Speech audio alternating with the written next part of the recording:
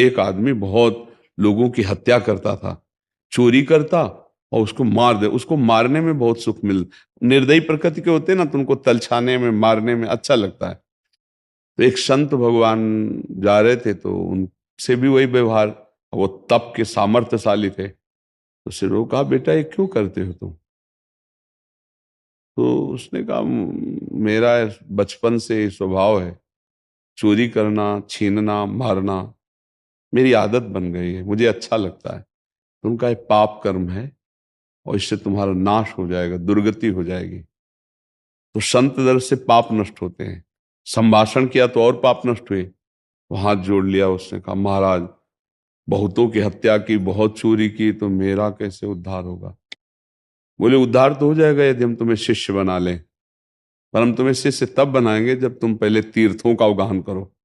भारत के तीर्थों का, अमुक अमुक तीर्थों में जाओ, स्नान करो, फिर पवित्र होकर आना, तब मैं। तो उनका, गुरु जी हम कब जानेंगे कि पवित्र हो गए? तो एक लकड़ी दी इतनी बड़ी सूखी, और कहा जब तुम पवित्र हो जाओगे तीर्थों के अवगाहन आदि से, तो ये हरी हो जाएगी, जब हरी हो जाए वहीं से लौट आना, हम आपको दीक्षा दे देंगे, आपके सारे पाप नष्ट हो जाएंगे, आप भगवत प्राप्त हो जाएंगे।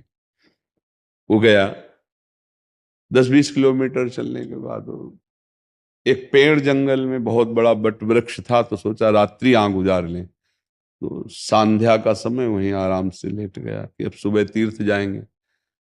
तो उसमें 4 चोर चढ़े हुए थे जो समीप के गांव में रात्रि में आग लगाने वाले थे, चारों तरफ से। वो प्लानिंग कर रहे थे कि तुम उत्तर की तरफ से, तुम दक्षिण की तरफ, कोई निकलने न पाए, जो निकले उसे ऐसे मारा जाए, पूरे गांव को नष्ट कर देंगे। उसने विचार किया, तीर्थ तो जा ही रहे हैं, और मारने का तो हैबिट, उसकी अभ्यास था ही मारने का। तो उसने कहा, अच्छा इतनों को मारा, 4 को और मार देते हैं, पूरा गांव बच जाएगा। नहीं, पूरी रात्रि में सोते समय पूरे गांव को मारेंगे चारों। तो कहा, ए भाई, अब बड़ा बट वृक्ष तो देख नहीं पाए थे कि नीचे वो बैठा है।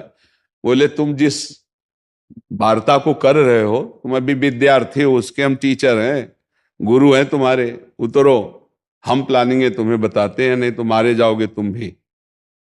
वो देखा तो रूप उसका ऐसे दिखाई दे रहा था, भयानक रूप, और बलवान था ही वो। तो अब उतरेंगे तो एक ही एक ना, बड़ा वृक्ष था, जो उतरता उसी को मार देता, चारों को मार डाला। सोचा अब यहाँ हत्या कर दिया, यहाँ काय को रुकेंगे, आगे रुकेंगे कहीं? लकड़ी उठाई तो हरी हो गई। उसने कहा, गुरुजी ने कहा था जहां से हरी हो जाए वहां से वापस आ जाला। गुरुजी के पास लौट गए। गुरुजी ने कहा कि हम जिस कुटिया में थे, वो कहा, हम जानते थे कि तुम तीर्थ नहीं कर पाओगे क्योंकि तुम्हारा हृदय बड़ा निकृष्ट है। उनका, गुरुजी मैं वापस इसीलिए नहीं आया, आपने कहा था लकड़ी हरी हो जाए तो जान लेना तुम्हारा हृदय पवित्र हो गया। तो हम तो अभी कोई तीर्थ ही नहीं गए और लकड़ी हरी हो गई। बोले, कैसे? बोले, हम कोई पुण्य नहीं किया, 4 को और मार के आए हैं। तब उन्होंने बताया पूरी कथा। तो उनका, देखो बेटा, अभी तक तुम अपने स्वार्थ के लिए मारते थे तो पाप हुआ, आज पूरे गांव को, पशु पक्षी कितने लोग, सबको वो आग लगाते चारों तरफ से, पूरा गांव जलता, पूरे गांव की रक्षा के लिए तुमने 4 को मार दिया, तो तुम्हारे सारे पाप नष्ट हो गए। तो देखा, कर्म वही है, हत्या ही की, लेकिन दूसरे की रक्षा के लिए की, वो उनके लिए मंगलमय हो गया।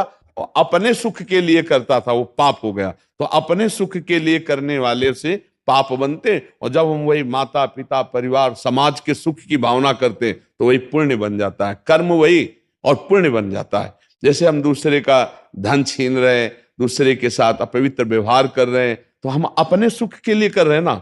और जब हम मेहनत करके अपना धन दूसरों के सुख में लगाने लगे, तो वही हम महान पुरुष बन जाएंगे। तो ऐसा नहीं, हमसे गलती हो सकती है, पर गलती का सुधार करने के लिए ही मनुष्य जीवन है। अभी तो आपकी नई अवस्था है, आप बहुत अच्छे बन सकते हो, तो आप अच्छे बनो, ठीक है।